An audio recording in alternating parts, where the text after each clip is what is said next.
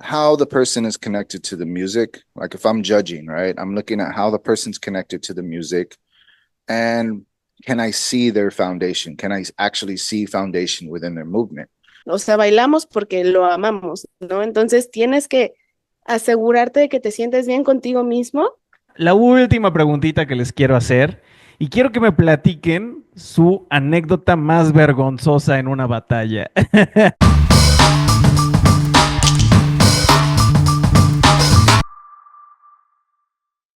Hola, hola chicos, ¿cómo están? Yo soy Nacho Gracida y les doy la bienvenida a nuestro podcast Hablemos de Danzas Urbanas. El día de hoy estamos de plácemes porque como ya lo habrán visto en su pantalla, hoy no solo está de vuelta mi queridísima amiga Suze Morales, a la cual pido que le den un gran saludo y un gran aplauso. ¡Yay! Sino que además el día de hoy nos acompaña una persona muy especial, también un gran amigo y que me da muchísimo gusto poder recibir aquí, mi queridísimo Boogie Frantic. ¡Yay! Woohoo! Oh, Excelente. Muy bien, muchachos. Pues primero que nada, quiero presentarles a Boogie Frantic para aquellos que no lo conozcan. Que digo, si ya están muy metidos en este mundo de los bailes urbanos, sería un pecado que no lo conocieran. Entonces voy a leerles primero una pequeña introducción acerca de quién es y un poco de su carrera para que se den una idea y podamos a partir de ahí darle continuidad al tema de hoy. Pues bueno, él es Ricardo Rodríguez Jr., nacido en Los Ángeles, California. Es uno de las, yo podría decir, una de las vacas sagradas del popping.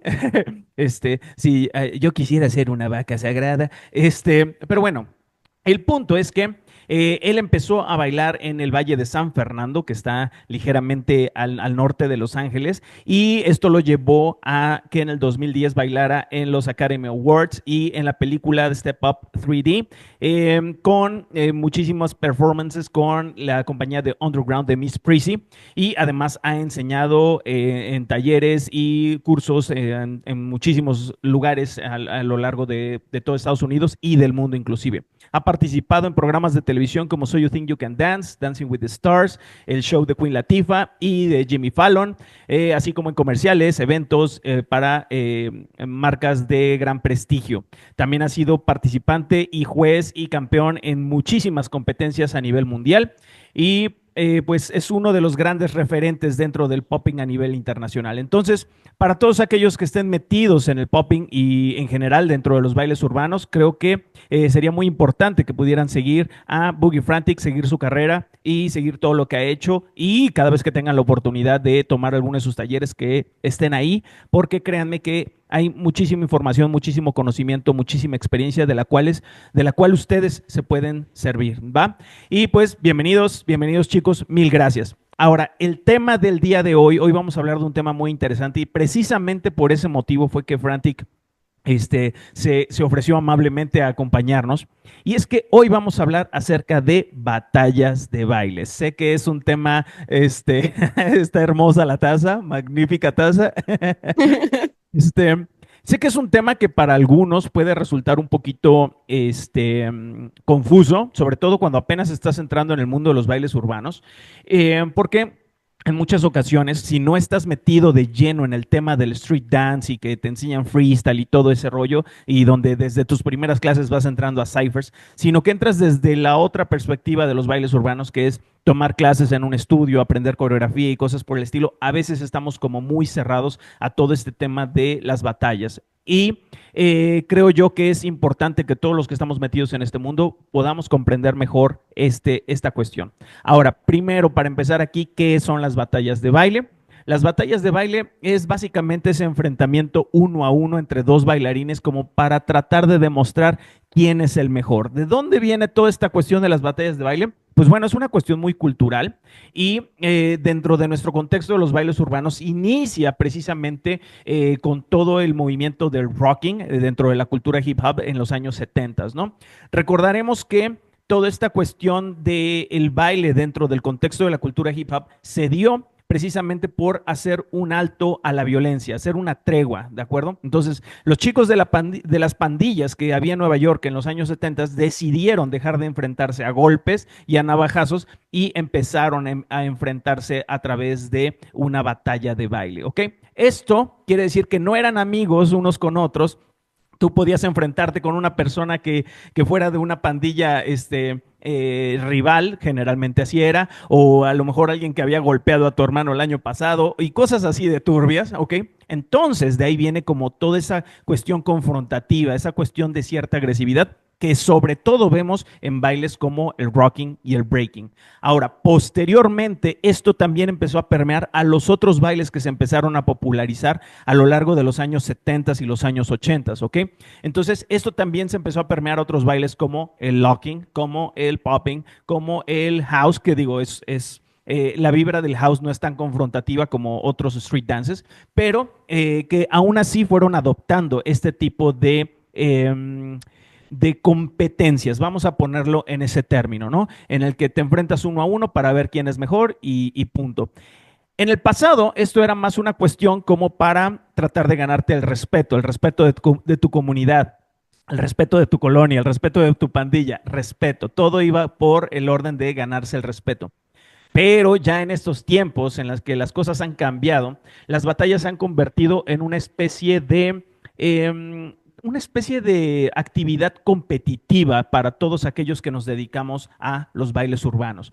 Entonces, hoy ya lo vemos más en un aspecto de competencias bien organizadas, con reglas muy claras. Ya lo vemos más desde una perspectiva del respeto, que digo, no siempre se da de esta forma, pero ya lo empezamos a ver desde una perspectiva del respeto, desde la admiración mutua. A veces vemos que se dan con todo a lo largo de la batalla y al final se dan un gran abrazo, ¿no? Entonces, estos ciertos aspectos que le van abriendo las puertas a que más personas se interesen en entrar a practicar los bailes urbanos precisamente por esta nueva luz que tienen las batallas de baile.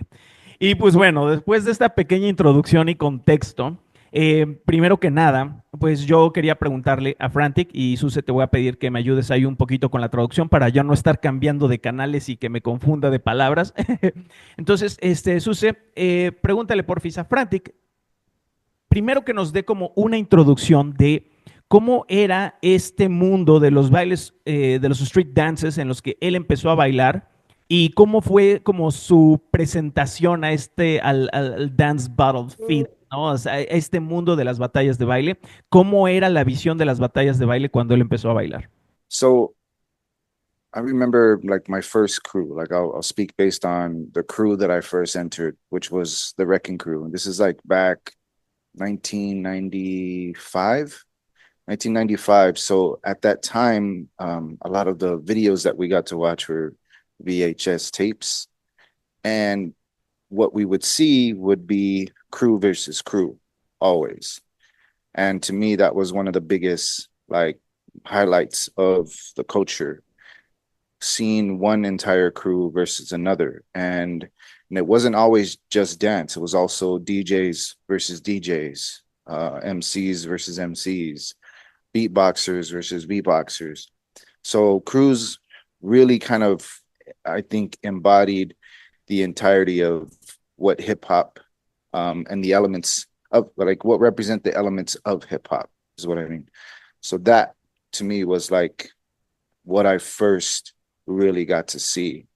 And a lot of it was more about, you know, you're just going against another crew. It wasn't really a winner takes all, but if there was judges, then yes, you would have like a winner in the end. But most of the crew versus crew type of battles were actually more so pretty much what we know as exhibitions now.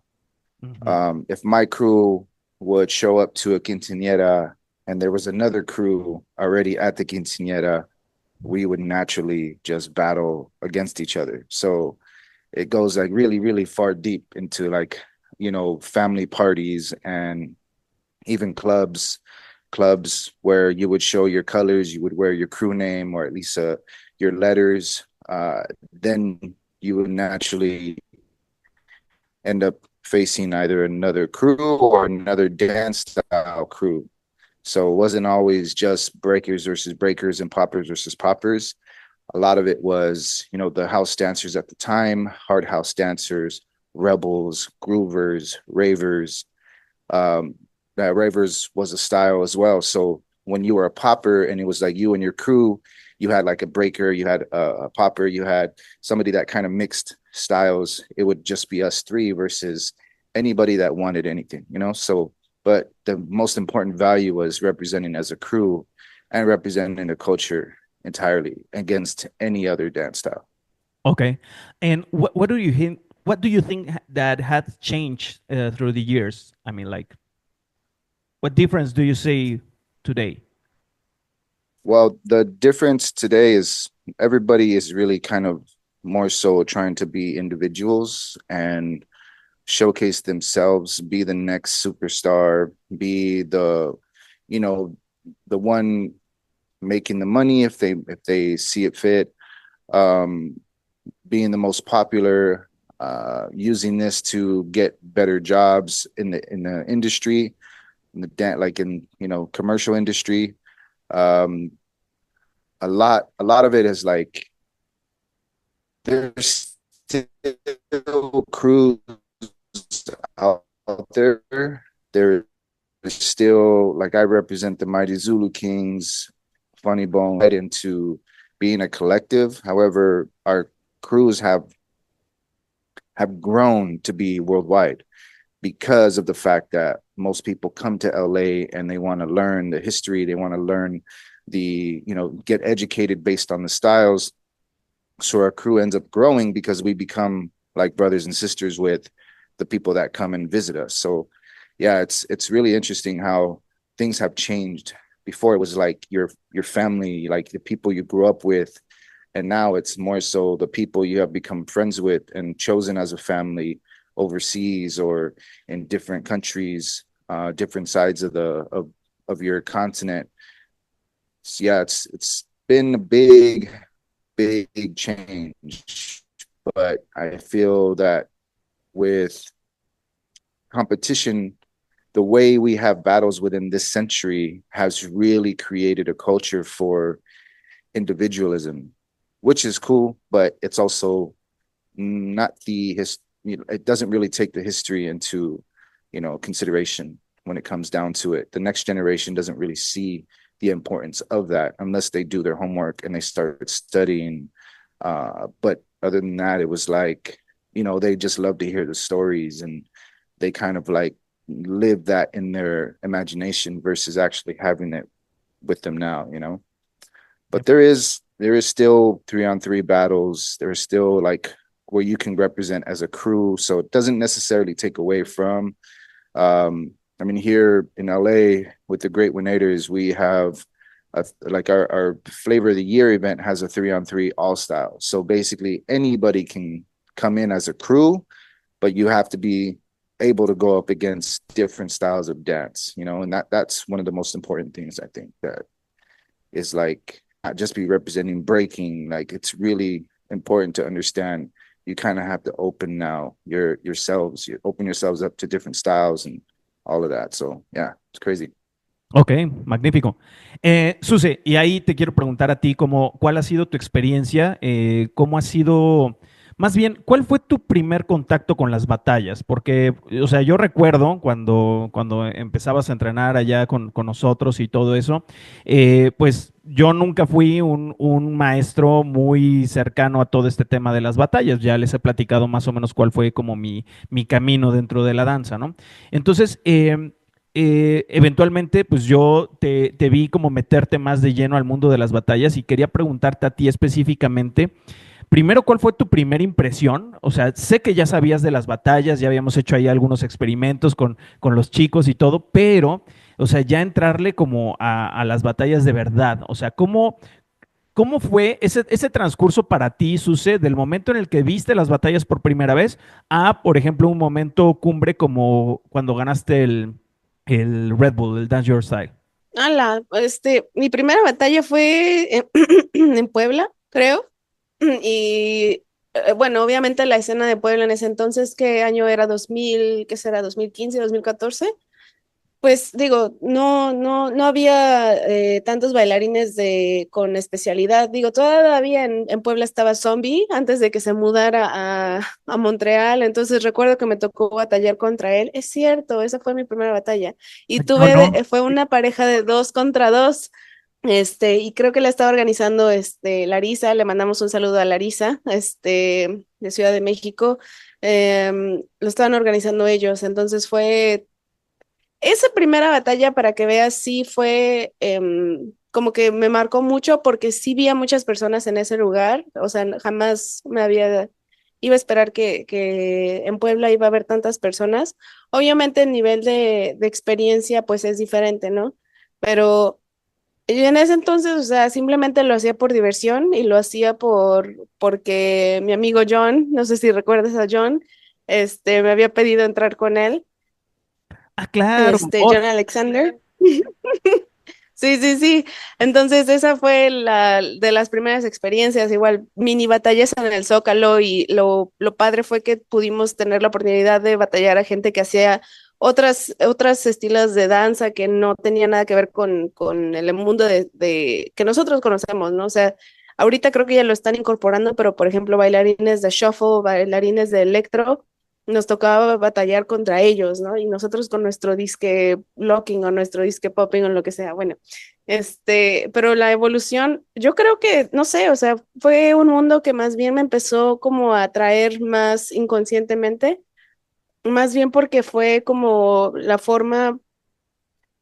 una manera en la que yo pude balancear como mi entrenamiento en el estudio y el entrenamiento de tomar clase y tomar clase y tomar clase a algo mucho más orgánico, a algo en donde conoces a las personas, en donde los ves como ser ellos mismos.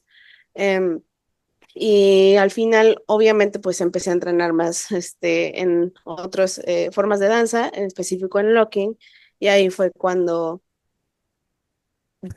simplemente el mundo me sí. jaló. O sea, no, nunca fue algo que yo busqué, la verdad.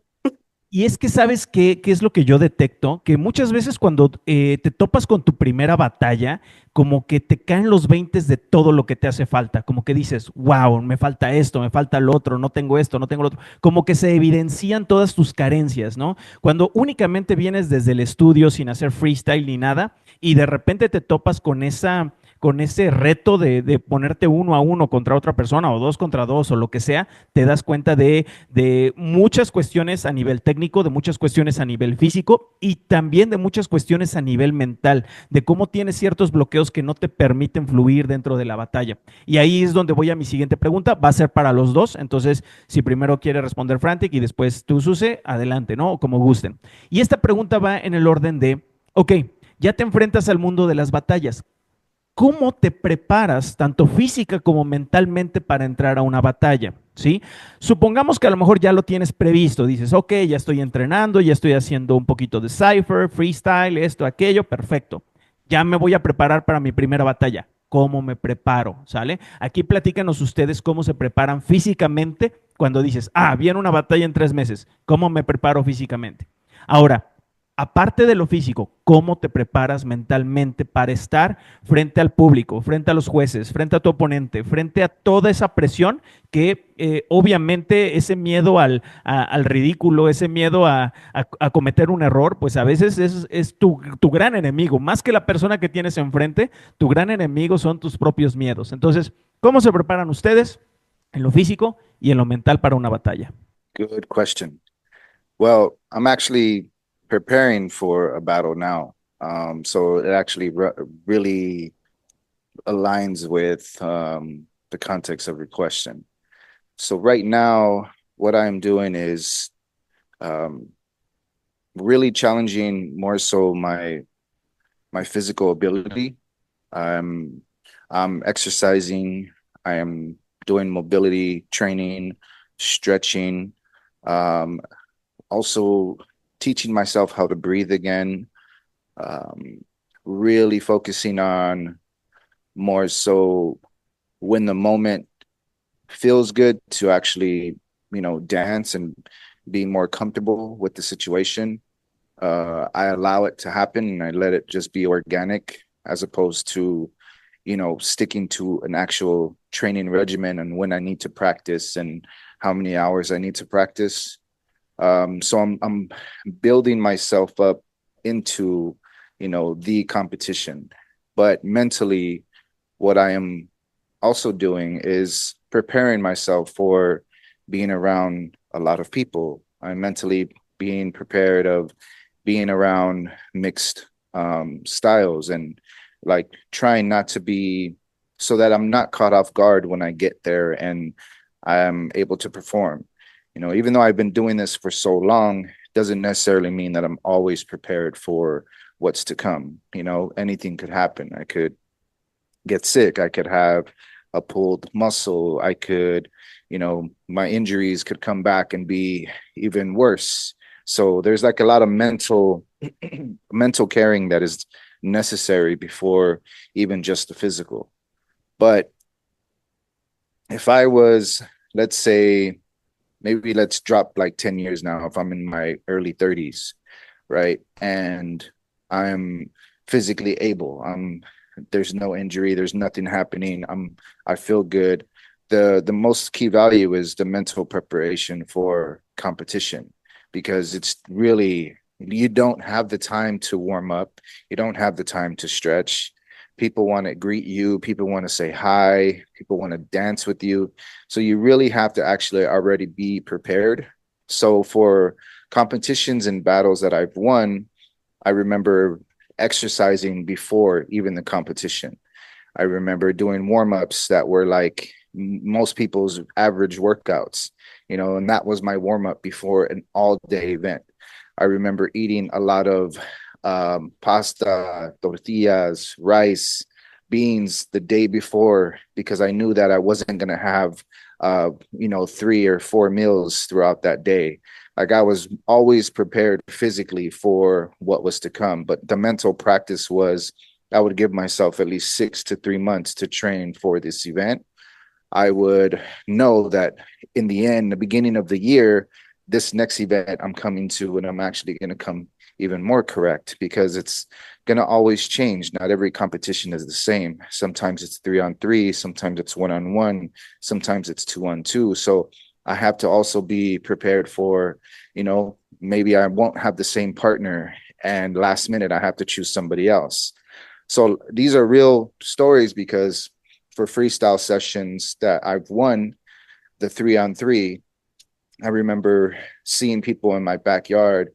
We would house people when I lived in Pacoima, and they would see me squatting, like a lot of weight. They would see me deadlifting. They would see me doing burpees. They would see me exercising, and like they're sitting there going, "Damn," like and then I'm looking at them going, "Yeah, this is what it takes to basically, prepare. Like this is how I feel. This is how I need to let out this adrenaline energy so that when it comes to the competition, I'm not giving everybody my 100%.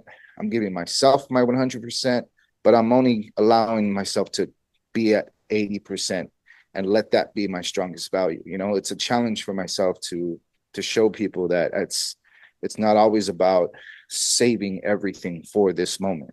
It's like allowing yourself to be prepared for this moment. So, freestyle session when I won with Kid Boogie, last minute he became my partner and we ended up winning the entire situation. So, that was another one. It was just more so mentally preparing for this and knowing that my foundation, my skills that I've trained for years will come in and showcase and be showcased within that. And I remember there was like a very viral round that I did where I made the DJ bring the music back. I took full control of the entire cipher and basically made it, what it is and made that song popular again. A lot of people started using it in competitions and stuff. So we started hearing it more. What else? Like, yeah, I think it's just more so training your body, training yourself like an athlete is the most important thing, but also being smart about who your coaches are, the people that really see you for you and not just another product to, collect money from. Ujú. So it's really important to know like who your trainer is. Do they understand that you're a dancer, not like a CrossFit athlete, or somebody trying to do a 5K run? Like you're really in this to dance, and you're really like you're a dancer as a mover. So it's good to know sometimes that not every trainer is going to be the reason you're becoming a champion. It's somebody that really intentionally cares for your abilities and wants to maximize, how you can actually create that effort when you're showcasing in the moments of. Because I've had trainers that have actually caused injuries, and it just doesn't, there's no eye to eye. They don't understand the value of like, I'm still I'm getting older, so my joints don't work the same, even though I'm still strong as hell. But don't just throw weight on me, because you could see how good I can throw it around, and it's like, be very cautious about those things. So it's a lot. It's a lot to put into the the battle world, in a sense. And when it comes down to a crew, like there's times where we would, train for hours and create ridiculous routines, and have routines in our back pocket ready to go at any time, have rebuttals for any kind of person coming at us with a specific type of routine. Like I remember having five more extra, routines in our pockets before we even got to really showcase some of our like greater moments. Ujú. And sometimes you're not able to create routines, so you have to work with your, it's like a communication. And what's that word when you work with somebody else, like the partnership, or no, there's another one. Yeah, teamwork. And just have the good energy for one another. I remember entering all style events with my brother Bad News, and he's a crumper. And there was one versus style event that we won, and they were playing pop culture music, and all of a sudden it was like a Batman song came on. And I remember my partner having like this long drapey shirt. So he started walking out, and I remember like grabbing the back of his shirt and like flinging it. So he was like looking like a superhero as he was walking. And it's just like charisma, like you really need to always be aware of not just about yourself, but about how everything looks, and that communication, and that that correlation between one another is like really, really key things to be prepared for. And that's what you prepare for. That's really the moments of like when I'm ciphering with other people, I try to engage with them and make sure that, we're all having a good time, not just me having a good time or me trying to be the best. But if I go and do performances and like showcases, I'll go to the corner and be by myself so I can be in my own zone, because I know that we're on a stage, and this is more important to be, in the moment of like really precise type of performance. So I would go and personally train my own stuff and just make sure like I let all that stuff out, so it doesn't really interact and take away from our stage performance as a collective. So there's like different things, and I've seen other dancers do that. I've seen actually like world champions do that, and it gave me that respect. Like we all understand what it takes to be at the top, and the key thing is really just being really, really aware of everything. Ujú. On top of that, yourself, and the journey you want to take. And taking chances is one thing, but just really, I would say being focused on where you want to go, and then committing to that moment, using that as a learning experience to commit to the next moment, use that as a learning experience to commit to the next moment, so on and so forth. And just allowing yourself to really take notes of what has benefited me, what didn't benefit me. Ok, híjole, ok. Ahorita, antes de que responda Susi la misma pregunta, digo, es que ahorita nos bombardeó con muchísima experiencia y eso está súper cool y espero que estén tomando nota, chicos, pero esto me hace pensar en la profundidad que tiene el entrar a una batalla. O sea, Sí, de por sí, yo siempre he dicho que bailar en un escenario requiere, o sea, hacer danza requiere una absoluta presencia, o sea, yo creo que no existe nada mejor que la danza para vivir el presente, necesitas estar ahí en cuerpo, mente y espíritu cuando estás en escena, porque tienes que recordar tus trazos, tienes que recordar los tiempos, tienes que entrenar tu cuerpo para, tienes que bla, bla, bla, todos esos aspectos son importantísimos dentro de tu performance como bailarín al momento de pararte en un escenario. Pero cuando hablamos de batallas donde estás expuesto a muchísimos factores que están completamente fuera de tus manos, ¿no? Empezando por todo el público, por toda la situación, todo lo que puede ir ocurriendo y lo que nos platicaba ahorita Frantic, por ejemplo, lo que puede hacer tu oponente y cómo vas a responder a aquello, es estar como todavía más presente de lo que estás en un escenario. Además de que toda tu preparación se vuelve multidimensional. Ya no se trata solamente de aprenderte la coreografía que vas a bailar ese día en el escenario, ¿no? O sea, es entrenar físicamente ciertos aspectos, por ejemplo, de estamina, de resistencia física, ¿no? Porque de repente te vas a chutar con que son 4, 6, 8 rondas de batallas y tú ya estás cansado y ya son las 11 de la noche y todavía te toca batallar la semifinal y si pasas vas a la final, ¿no? Y si no tienes una buena preparación física, te vas a quedar en el camino, ¿no? Ya tu cuerpo no te va a responder como se debe. Si a eso le sumas la parte técnica y tu versatilidad y tu capacidad de improvisación, creo yo que las batallas es lo que verdaderamente te va a definir como una persona que no solamente domina la parte técnica de una danza, sino también la parte que dominas, la parte artística, la parte profunda de este rollo de los street dances. Pero bueno, ahora sí, Suse, te toca. Ay, es que creo que nosotros dos somos muy similares y también somos muy diferentes en la manera en la que bailamos. Em, no voy a hablar por él, pero por mi experiencia es muy raro, porque sí, sí ha habido ocasiones, por ejemplo, en la batalla del 2019 de Red Bull, en donde sí fue como muy intencional la forma en la que yo entrené y de que entrenaba básicamente, que será pues casi todos los días, o sea, todos los días, bailar, bailar, bailar. Y también, digo, en ese entonces, o sea, era como la primera batalla de locking que yo hago, bueno, en donde yo iba a hacer locking, entonces pues era de crear tus propios pasos, crear tus propios blow-ups, crear tus propios power moves, o sea, porque no vas a copiar de nadie más, ¿no? Entonces, sí fue un proceso como de 3 meses de estar como en el laboratorio creativo y ver qué funcionaba y qué no funcionaba, y son movimientos que hasta hoy en día todavía tengo, ¿no?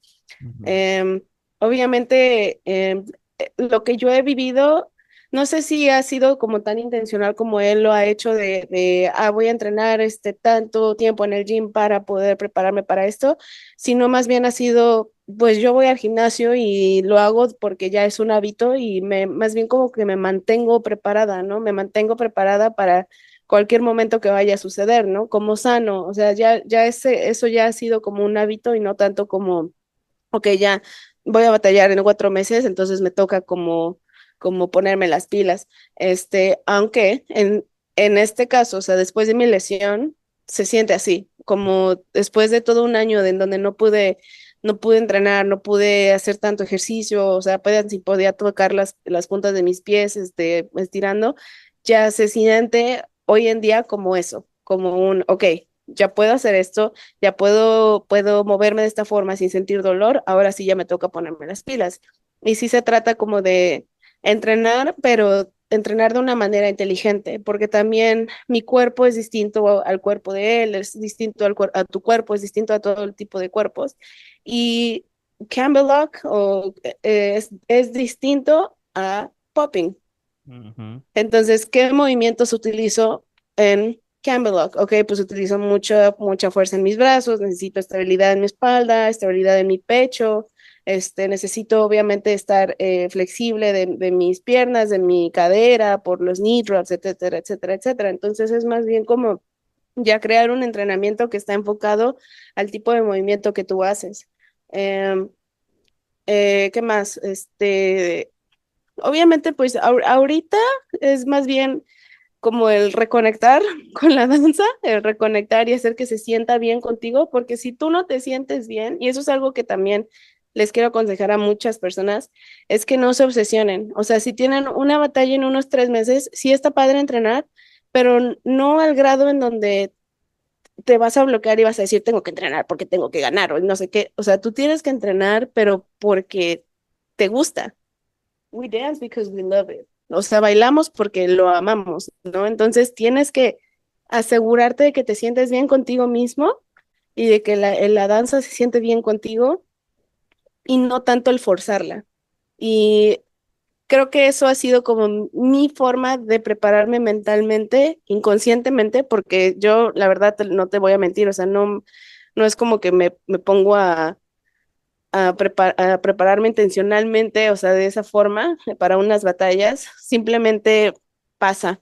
Y me he dado cuenta que en las batallas en donde llego muy lejos o donde termino ganando es porque disfruto demasiado lo que estoy haciendo y no me importa si se ve mal y no me importa si estoy haciendo el ridículo y no me importa si a la gente le va a gustar o no. Es simplemente, soy yo siendo yo misma y, y no me importa, o sea, y simplemente comparto lo que la música me está diciendo.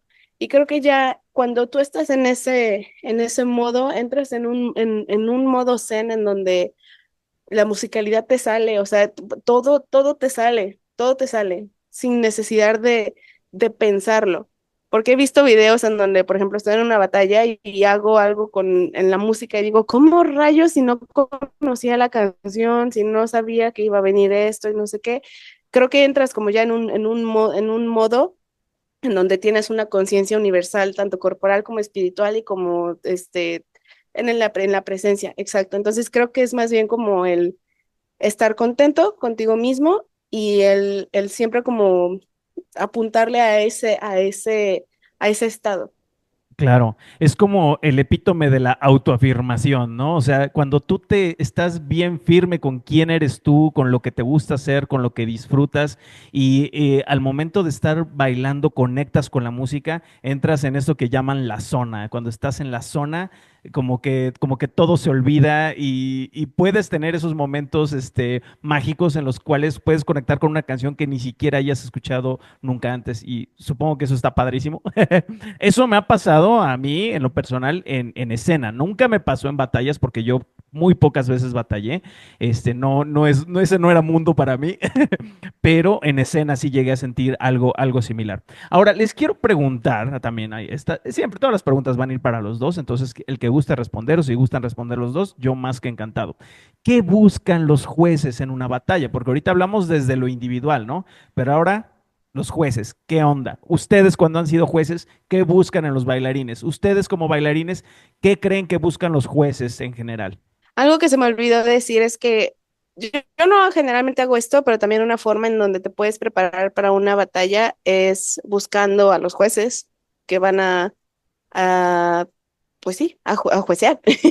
¿Qué es lo cuál es el estilo, cómo se mueven, etcétera, etcétera, etcétera? Si es tu estilo de hacer las cosas, también lo puedes hacer, o sea, para que te sientas un poco más seguro de, ok, ya conozco quién va. Es como hacer una audición. Tienes que investigar quién va a ser el coreógrafo, tienes que investigar quién es el director, etcétera, etcétera, etcétera, para que sepan qué están buscando, ¿no? Es lo mismo. Pero ahora sí, para contestar al frente primero. Venga. Yeah. Uh, I mean, for me as a judge, it's difficult because we don't have really criterias for these styles yet, and I think like it's a good thing and it's also a bad thing.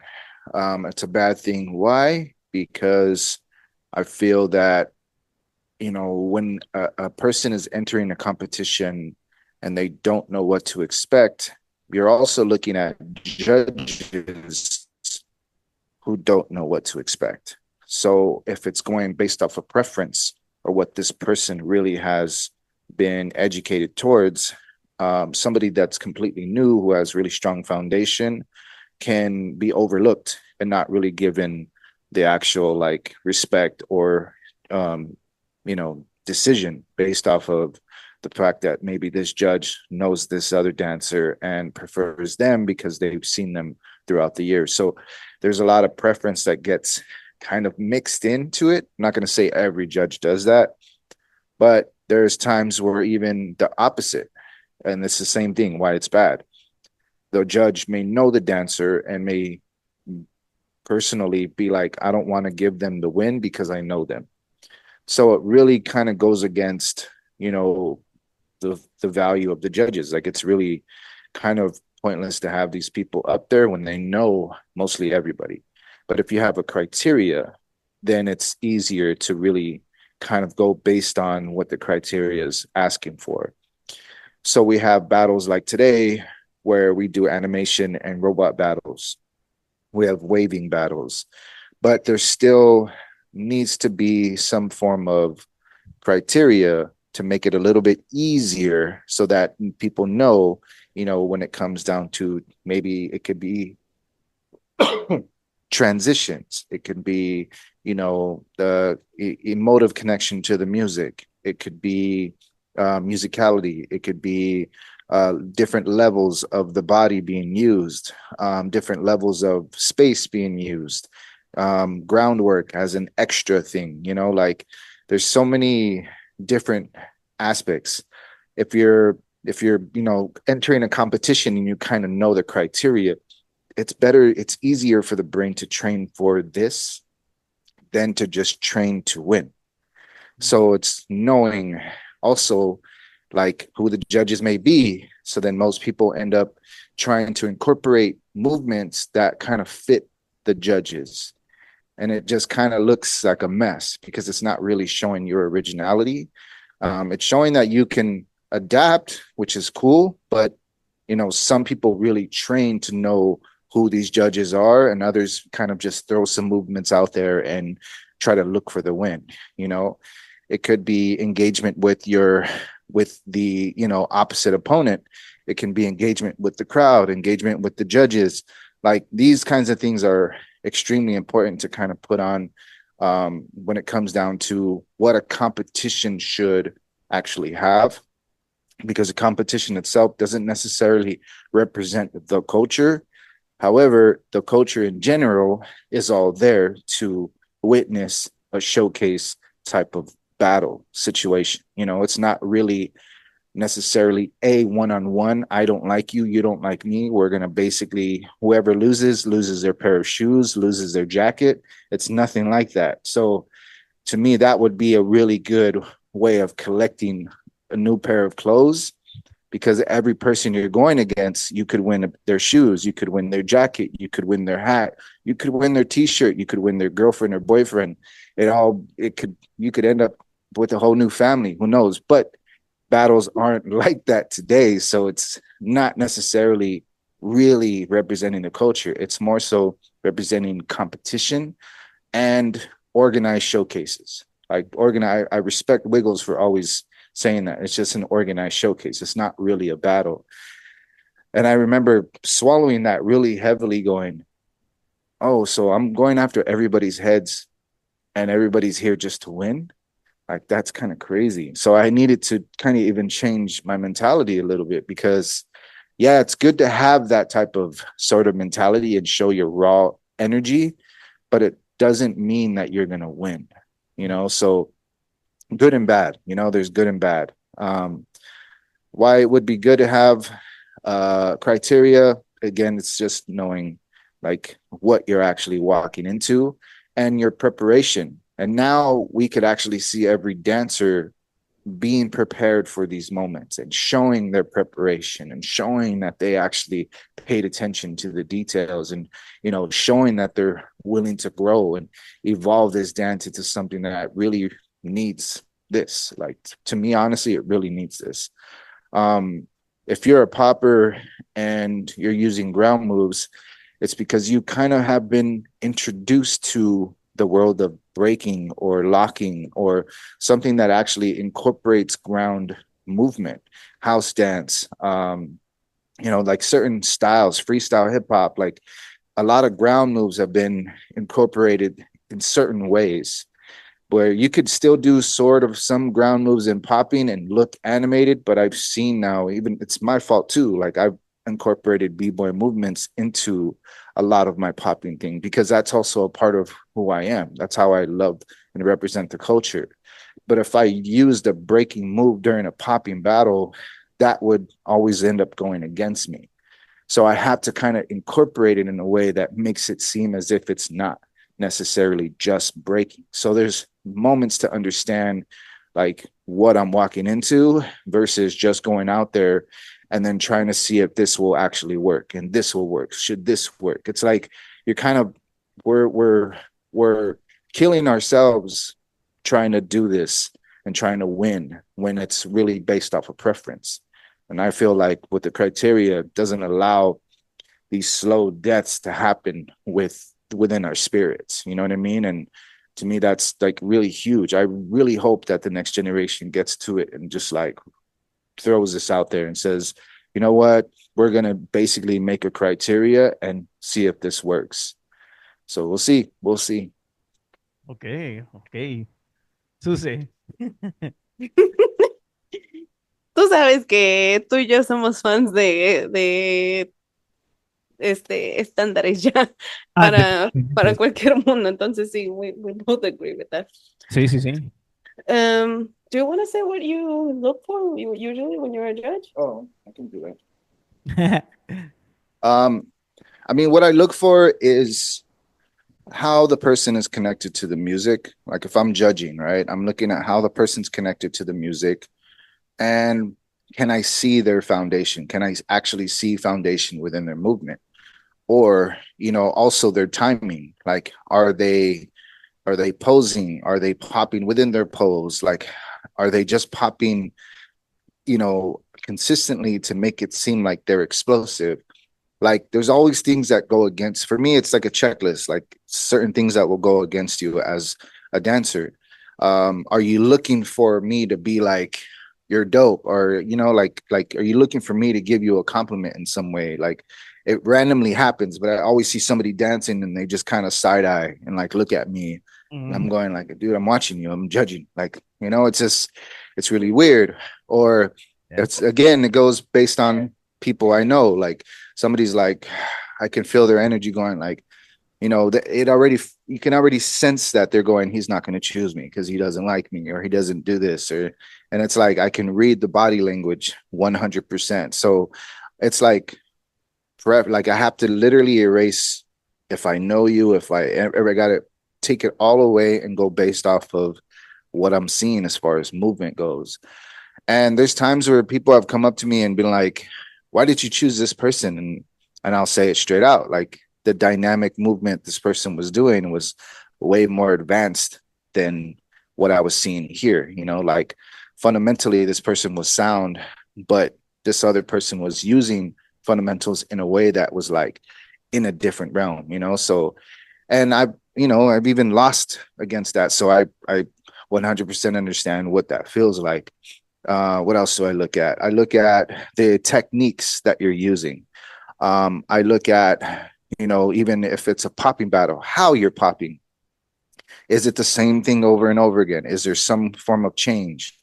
I've seen people go into like triple pops, into single pops, or change their way of popping using more like bopping methods and then go into actual popping. So like to me, I'm like, okay, like they're stacking up their styles versus just kind of staying in the same realm and being, you know, overly consistent. The way you dress, that's also a big piece, like how you present yourself. If, you know, your clothes are, you know, if you actually really care about how you look, that's a big factor. That's something about poppers that I think we kind of like started to let go of and got comfortable, you know, showcasing in sweats and comfortable clothes and stuff that isn't, you know, not freeing my movement, but it's still a showcase of history, you know, and if you respect that history by putting yourself in a really nice outfit, not copying somebody else's outfit, not being a biter in that sense, you know, not copying somebody else's shoes, hush puppies. chucks or gazelles, it all works. It all works. It's all a thing, but it's really important to understand like how, when you present something and I'm watching and I'm going, damn, like this is a full on look. It actually matches you. You could see that it actually makes you look or feel like more confident within your movement. So there's a lot of energy that comes from that, so there's so many different things that I look at, but it's like making a mental list and saying, okay, cool, like round for round. Also, I judge round for round. I don't judge just off of what I prefer. Like first round, this person won. Second round, this person won. And people are so pissed off at me because I'm always like, it's 1 versus 1. I can't really say this person took everything and they're better when this person, caught up and basically came back with a response. Now let's see if a third round really actually allows them to happen. So if you're allowing them to go 2 rounds, then it's basically it. But if I see two really good, amazing dancers, we want to see who really can go another round to a different style of music. Does this really work for one style or does this work for both of them all over again? So yeah, it's just, ties would be eliminated by having a criteria. Literally, it would just be so much more helpful, I think. And it's not saying that this isn't enough, but I mean, we have waving battles now, we have animation battles now, we have robot battles now, we have hopping battles. We could have, battle style battles. It can really be more important to understand. Let's just make it like this and put it like this and just come to an agreement. But it's so hard because a lot of our OGs haven't come together and really thought this through and said, this is what we need to do. But yeah, based on what I prefer, I mean, this is a lot of it. Like, this is more than I should have shared, but oh well. Ok, pues básicamente ya dijo todo. Ay, sí. Em, en mi experiencia, porque los estilos de danza que yo hago son poco comunes, este, es difícil tener a un juez que sepa lo que tú estás haciendo, ¿no? Porque a lo mejor, por ejemplo, un house dancer va a saber un poquito de locking, pero no va a entender completamente el vocabulario que yo hago, ¿no? Entonces, en realidad, qué se está basando cuando estamos en una batalla de hostas, ¿no? Entonces, creo que varía mucho también el tipo de batalla en el que uno esté, si es una batalla de especialidad, así es una batalla de All Styles, porque ya en All Styles sí, o sea, si tienes el conocimiento, yo sí me atrevería a decir que, o sea, te puedes juzgar, juecear eh, la técnica, los fundamentos, etcétera, etcétera, pero si no tienes una idea, entonces yo creo que te puedes ir más que nada por musicalidad, por creatividad, dinamismo, niveles, exactamente como él dice. Entonces creo que esa cuestión de los tener distintos, criterios en una batalla ayudaría muchísimo, en especial cuando hay personas que no están como muy informadas sobre otras formas de danza. Em, pero sí, lamentablemente hay gente que se va mucho por las preferencias de que, bueno, esta persona ya ha ganado varias batallas, entonces inmediatamente van a votar por él. Es algo complicado, ¿no? Como entrar a este mundo y ganarte el respeto de las personas y ganarte tu lugar para simplemente que te consideren. Em, pero yo como juez, lo que busco principalmente, y esto es en cuanto a Campbell Lock, ojo, los chiquillos de Latinoamérica, para que tomen nota de cuando vaya a Argentina, a mí me gusta mucho enfocarme en el groove, porque me he dado cuenta que, bueno, digo, sí, en la mayoría de la gente que hace Campbell Lock, están perdiendo mucho el groove, están priorizando demasiado la técnica y se están olvidando de todo lo que está sucediendo en el resto del cuerpo, ¿no? Que debería de ser lo principal. Entonces, eso es como lo primero que busco. Si no hay un groove, ya como que lo percibo como un cierto grado de que falta experiencia, ¿no? De que falta conciencia, falta profundizar en la danza, ¿no? Segundo, me fijo en fundamentos, en si estás haciendo lock, porque si no haces lock, pues no estás haciendo locking. Si haces el lock correctamente, eh, y me refiero a de verdad como pararlo, porque igual hay muchos casos en donde nada más lo avientan y lo dejan ir. em, si están haciendo los 8 básicos y además están haciendo los otros pasos compuestos. em, y ahora, ok, ya tienes los básicos, ¿cómo vas a jugar con los básicos? Entonces ahí entra la creatividad del movimiento, variaciones de direcciones, de rango, de timing, bueno, del tiempo, de la musicalidad, etcétera, etcétera. Em, Groove, técnica. Musicalidad, sí, sí, obviamente, o sea, eso entra de cajón. No, para que veas, no me dejo ir tanto, por ejemplo, cuando alguien hace, y esto lo llamamos como kill the beat, a eso no me baso mucho porque pues hay de a dos, o tiene buena musicalidad o se sabe la canción.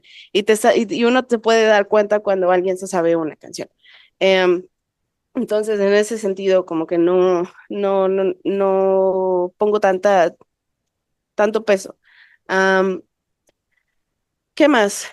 Presencia, si estás viendo el piso, si tienes cara de asustado, si no estás disfrutando lo que estás haciendo, eso igual influye muchísimo.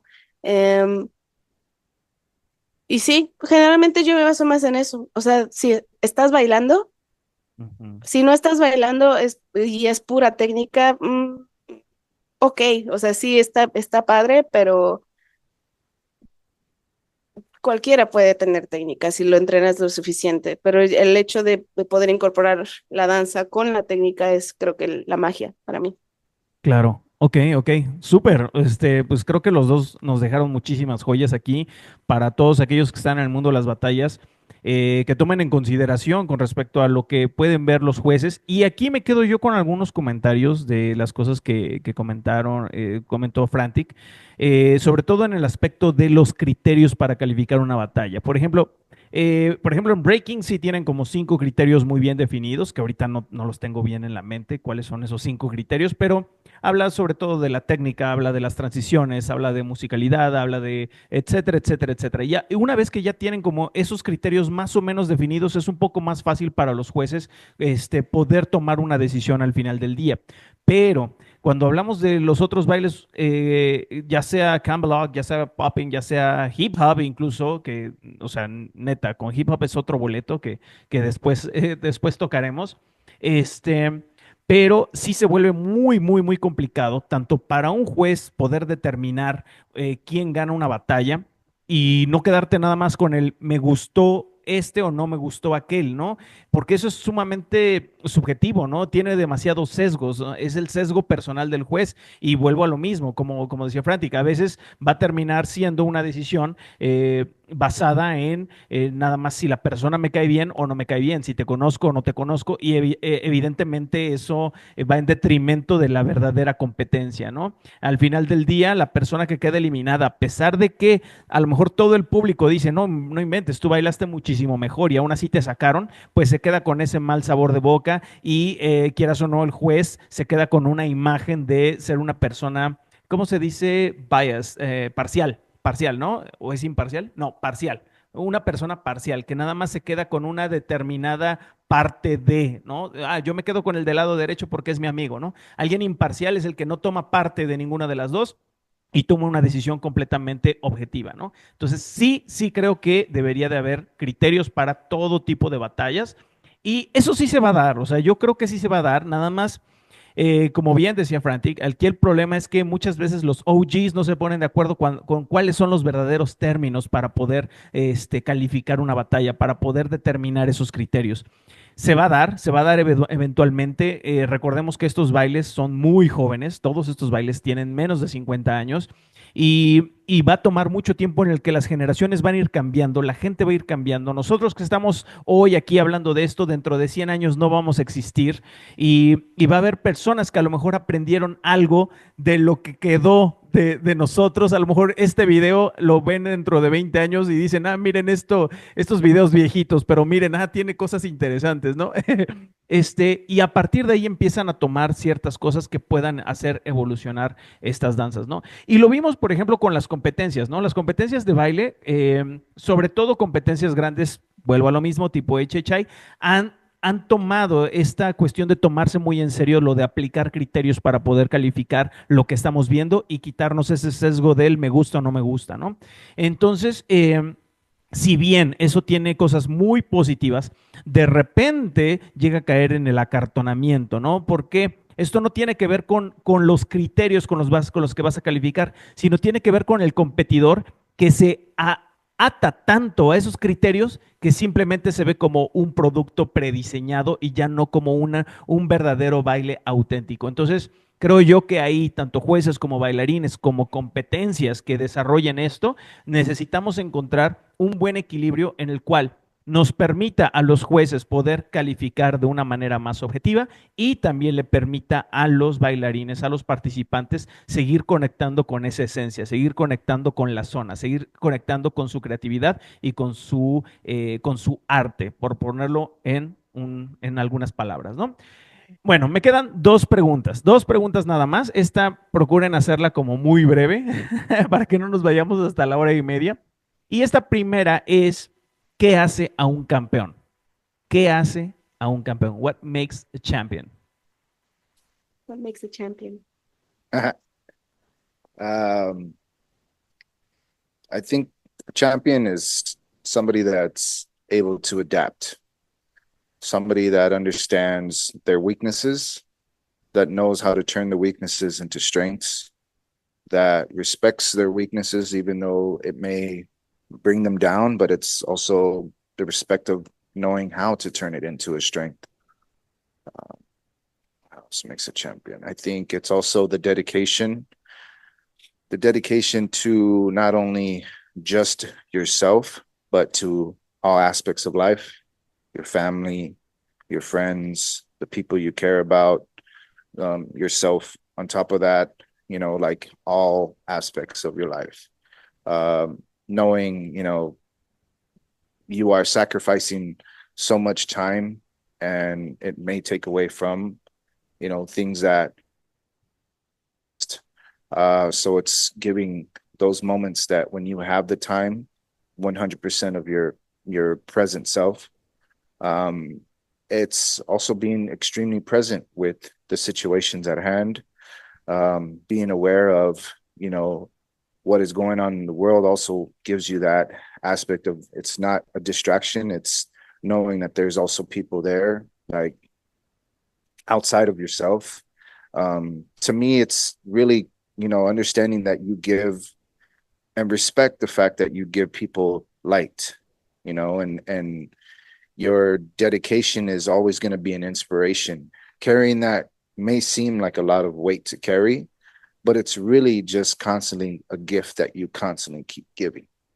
And to me, that's one thing I've took in to account was, the more I win, the more people are going to cheer for me, the more I'm prone to become somebody's favorite dancer. But it's when you get to really meet that person and you give them that time and say, I'm just like you.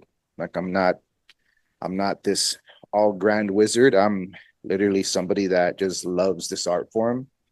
And you just happen to have somebody to look up to, So it's looking at, being the hero that you needed to be when you needed the hero. You know what I'm saying? So it's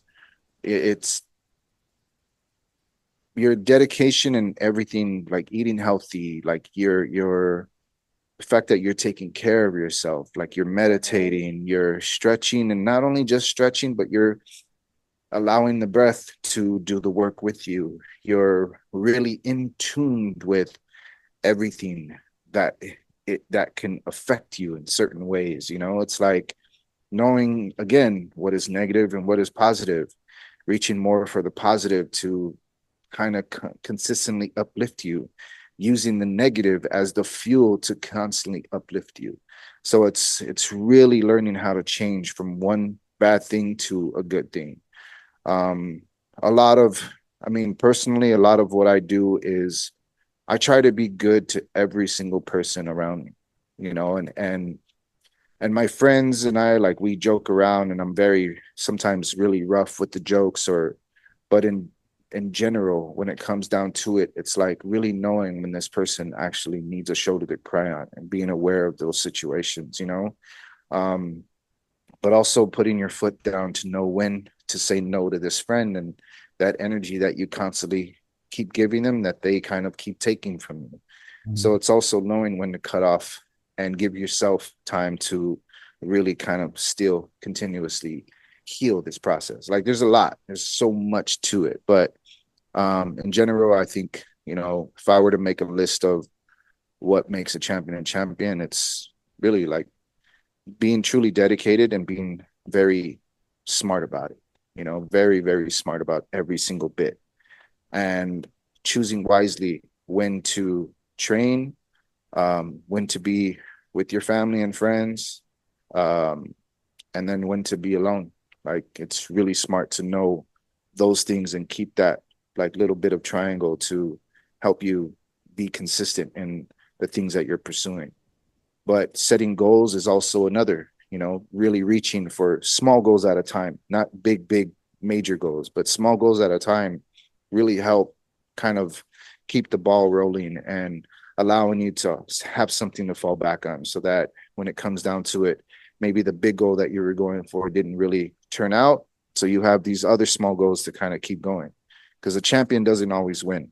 A champion knows when to accept losses and wear it with pride. So to me, that's another thing, is I would always tell other dancers, the more you feel like you lost, the more you really don't deserve to be here. Because to be honest, a loss is a part of that learning experience. It's not, it's so many different L's than just a loss. It's just, I should have dedicated myself more. I'm going to do this next time. I'm going to go this way next time. I'm going to do these things better next time. Like, you really need to stick to it though, and not just say next time, not get used to that as well. So yeah. Nice. Yeah. Okay, okay. Susi. No, creo que lo dijo todo. Ok, ok, va, sin bronca. Muy bien, muy bien. Muy buena reflexión. Ahora vámonos a la última preguntita que les quiero hacer. Y quiero que me platiquen su anécdota más vergonzosa en una batalla. Your most embarrassing situation in a battle. I've had a few. I mean, I've had like where you rip your pants in the middle of a battle and it's like you don't even know it's there. But it's also, I remember tripping and falling over the audience. I was so jet lagged in this battle in France, and I was like clowning around, having a good time, and then the thing was in like in a circle, and I remember I tripped over and I landed on people. You just see my feet go whoop, and I remember that.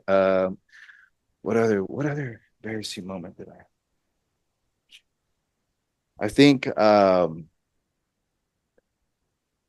I mean, I've almost had asthma attacks like in the middle of battles. It's crazy. I remember winning the freestyle session like the last time I won it, and I was like, I was about to just like pass out because I was breathing so hard, and I felt so out of shape, but I think it was just trying to control everything around me.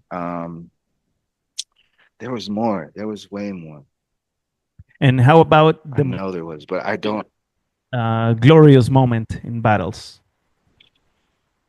I think the glorious moments for me were, I remember winning this competition in China, and I didn't have a flight ticket home. I didn't have a flight ticket back to LA. So I was really working hard every city I was going to collect some funds so that I could return back to LA. And your visas only allow you a certain amount of time. but I remember giving the only plane ticket that I actually had away to the second place winner. And, you know, to me, like to try to give somebody an opportunity to come to my hometown and learn the dance that they really actually seem to love, to me, that was like a really amazing moment. The other was winning with like my little brother Devious. I think the dedication we gave ourselves on creating routines and just like really like having things down to a T and pushing him to maximize like what he's able to do and try to put aside our personal differences so that we could work together as a unit. That type of stuff was really like glorious for me. The other was the Oscars, when I got to perform on national TV and represent popping, like that was very unheard of at the time, especially in a stage like the Academy Awards where people just go to watch people get awards and what movies win and what scores get, their awards, and it's like a prestigious event. Everybody's in tuxedos and, really fancy dresses. And, we got introduced by J-Lo, and it was funny because it was just like, oh, she's way smaller than I expected, but it was just really, it was really interesting. Like those moments, and then calling my mom and being like, I did it, like, did you see it? And stuff like that. Like those are really, to me, I think like great moments. What else? There was another one. Just recently, like battling people like Salah, having a really heartwarming situation to out of love, out of appreciation for who we are as one another and our journeys and where we are as dancers. He's like a little older than me, so it was really interesting to be a part of that same generation and have this exchange after never actually having a type of exchange like this before. So it was another to put on the list. What else? I think also just appreciating like the travel and taking moments for myself to just explore and be somewhere in a different part of the earth. Like those are really magical moments for me. I placed my foot on different parts of this ground, the mother that keeps us all together, and to have that and flying from one place to another, being on planes sometimes and looking down going, wow, I never would have expected to be traveling to a different part of the earth in order to showcase who I am, for things that I love. I think small things like that are huge for me, always, to just step foot in somewhere new and be myself. Nice, nice. Thank you. Susi, ¿cuáles fueron tus Momentos momentos más gloriosos y vergonzosos. vergonzosos? Sí. Estoy pensando en un momento vergonzoso. Es que no sé, yo creo que cualquier momento vergonzoso es cuando no te sale un paso que tú esperabas o cuando te sale un paso que has estado como planeando y como que no hay mucha reacción. Creo que ese es un momento vergonzoso, pero bueno, eso es como en general. Híjoles, pero no, nunca me he caído de escenarios, gracias a Dios, o nunca me ha pasado algo así. Am, no, me ha cortado la música Ok. como en 2 ocasiones y pues ni modo, ahí tienes que seguir, o sea, no hay de otra. Am, pero al final, bueno, no es como en sí, sería un momento vergonzoso si no haces nada, ¿no? O sea, si te quedas sin hacer nada. Em, la ropa no se me ha roto tampoco, gracias a Dios. Como que siempre cuido esas cosas, pero mm, pues a lo mejor digo vergonzoso para mí porque y nadie más lo supo, pero creo que fue en una batalla que fue en HHI México, que batallé en Locking, este hice un paso en donde, o sea, me terminó fregando la rodilla muy feo y es una lesión que todavía tengo hoy en día. Entonces sí, fue muy vergonzoso para mí. porque dije, ya he estado haciendo este paso una y otra vez y tenía que ser en la batalla en donde no me sale bien y me tengo que lastimar. Pero momentos gloriosos. Híjoles, es que la verdad digo, yo no he viajado así como él, como para que, como Battle Guest o nada por el estilo. Pero para mí es más bien como los pequeños momentos, ¿no? En donde tienes la oportunidad de compartir con gente que quieres. Tuvimos una oportunidad de batallar unos amigos y yo en un evento de los Grey Wanaders y fue un crew versus crew y éramos cuatro, súper improvisado y así de que, no, nos vamos a divertir y que llegamos a las finales. Entonces son cosas que pequeñas, ¿no? A lo mejor que no es un evento de 10,000 personas, pero son esos, para mí son más como momentos personales en donde dices, bueno, o sea, puedo compartir con este amigo, puedo compartir con estos amigos y al fin batallamos juntos y pues nos fue súper bien, ¿no? Y al final, un amigo de nosotros que es vivo y se llama Rascal, estaba súper emocionado de que, no, me voy a llevar, porque nos habíamos llevado como un banner grandote de segundo lugar y el de, no, que esto me lo llevo a mi casa y es súper emocionado. Este, Obviamente la de Red Bull creo que ya está un poco gastada, pero la verdad es que, digo, fue la primera batalla que yo hice, o sea, sí, it was my first battle here in LA. Fue mi primera batalla aquí en LA, o sea, de un nivel así grande. Y el hecho, y el hecho de que mis papás estuvieron allí, creo que fue como lo mejor que me pudo haber pasado o sea, en todo, como porque me pudieron ver como Eh, me, me pudieron ver, I took it away from you, porque él estaba en esa batalla. Ah, sí.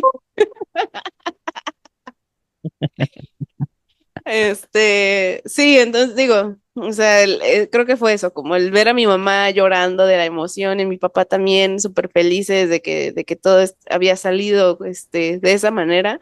Y yo, con cero expectativas de que si paso al top 8 yo estoy feliz. Creo que eso estuvo padre. Igual esa batalla de HHI en México, que fue como mi primera vez batallando con la comunidad de México y pues, me la llevé. Y también me la llevé la de All Stars con mi buen amigo George de Puebla.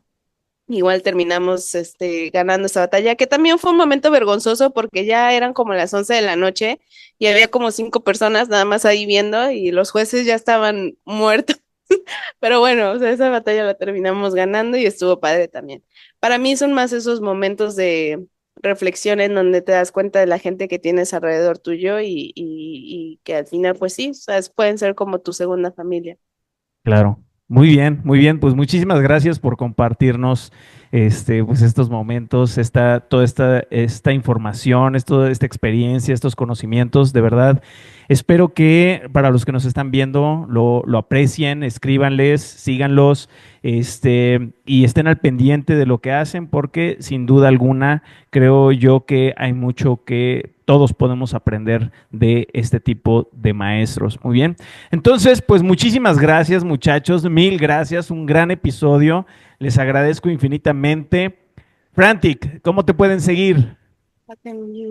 Your social media, Oh, everything. at Boogie Frantic Instagram. I think that's the best one right now. Like we'll have more coming soon, but just follow me on Instagram and keep up. Keep up. Yeah. Yeah. Susi, @Susan Morales también en Instagram. very Y good. TikTok ahí ya estoy empezando. Que es lo mismo. Creo que es lo mismo. Suse-Morales, creo. No me acuerdo, pero sí, ahí me pueden encontrar. Síganla en TikTok. A mí me pueden seguir como @Nacho Gracieda, igual en Instagram.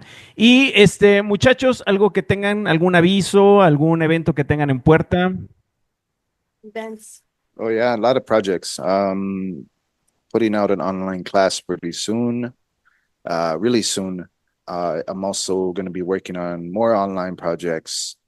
We have, um, you can also follow my nonprofit, which is at the Great Winators. What else? We have, Panamá. yeah, I have coming to Panama in the end of July. I am going to Japan also in June. I think we're both actually traveling to the Bay pretty soon and also to Washington. I think Seattle will also be there this year. But yeah, we have a lot of events this year with the Great Winators, one of the biggest street dance competitions in Los Angeles. So please come through and support. We need more Mexicanos representing. Yes, por supuesto. Sí, muchachos, ahí nada más, muchachos, no lo dejen pasar. O sea, hay proyectos online, es decir, no tienen que moverse hasta LA para poder tomar clase. Entonces aprovechan esas oportunidades. Sé que obviamente, pues si son clases en inglés, pues sí va a haber una cierta dificultad, pero la danza es un lenguaje universal y creo que tú puedes entender mucho por el contexto lo que te están explicando y puedes ir aplicando varias de las herramientas que te puede enseñar Frantic. Suse, avisos. También da clase los sábados a las 12 de la tarde, hora del Pacífico, cada sábado. Entonces, pueden buscar ahí también. Sábados, que sería 1 de la tarde hora del centro de México, entonces para que estén al pendiente y lo chequen. Ujú. Por mi cuenta, igual ya estoy, ya al fin, después de un año. Es que perdónenme, pero yo no me gusta dar clase en línea, pero le estoy echando muchas ganas. Ya estoy desarrollando, de hecho ahí está en el pizarrón, un intensivo de Camelot o de locking de 8 semanas. Nos vamos a enfocar más que nada en los básicos. Vamos a tener, va a haber tareas, va a incluir ¿cómo se dirá? Un diario digital en donde puedes registrar tu progreso, etcétera, etcétera, etcétera. Diario. Entonces, sí, querido diario, hoy me siento muy mal. Sí. Bueno, entonces eso estoy pensando más o menos por septiembre, lo vamos a lanzar. Em, pues por ahorita principalmente sí, o sea, está la Bahía, está Seattle, pero voy a ir ahora sí ya tengo las fechas. Argentina, Argentina. Esperen, un segundo. Argentina. Llego el 29, no, perdón, llego el 30 de julio y voy a estar hasta el 4 de agosto en Argentina. Entonces, hablé con el organizador y vamos a hacer una clase de Camelot, una clase de walking y vamos a agregar otra clase de Camelot a un precio menor, porque la verdad es que una de mis metas es conectar con la comunidad y darles información. Entonces, también estén atentos a eso. De ahí vamos a estar en Bolivia, en La Paz, y de ahí nos vamos a Perú. Entonces, estén atentos a las fechas y a todo lo que se va a armar. Y después México en el Stop and Lock en noviembre. Entonces, ahí está, ahí andamos. Magnífico, magnífico. Entonces vienen muchísimos eventos, muchísimas cositas. Saluden al aguacate. Entonces, pendientes, muchachos, amigos. Nos siguen varias personas de Argentina, entonces pendientes para que puedan lanzarse a Buenos Aires a tomar clase con Sus en persona. Salúdenla y díganle, yo escucho el podcast y así, estaría súper padre y nos daría mucho gusto. Bueno, a Sus en este caso, saludarlos y todo, ¿va? Bueno, yo supongo, ¿no? Muy bien. Y por mi parte, nada más, por mi parte, yo en este momento tengo un grupo de fundamentos online, y está bastante internacional. Tengo varios alumnos de España, de varios lugares de aquí de México, entonces apenas llevamos 2 semanas. Si se quieren integrar, escríbanme un DM lo más pronto posible para que no se pierdan más semanas. Obviamente todo está grabado, se pueden poner al corriente. De cualquier manera, pues, me daría mucho gusto recibir. Todavía tengo 2 lugarcitos en ese grupo. Entonces, 2 personas que se quieran integrar, todavía me pueden escribir para entrarle. Y estoy un par de semanas o una semana, no sé cuándo vayan a ver esto, pero estoy muy cerca de iniciar el curso de instructor de edición 2025. Entonces, igual, si quieren checarlo, escríbanme un DM por Instagram para que ahí les responda.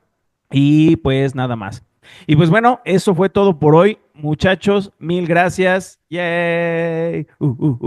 Muchísimas gracias y nos vemos en nuestro próximo episodio. Cuídense mucho, chicos. Gracias. Bye bye. Bye. Bye. Bye.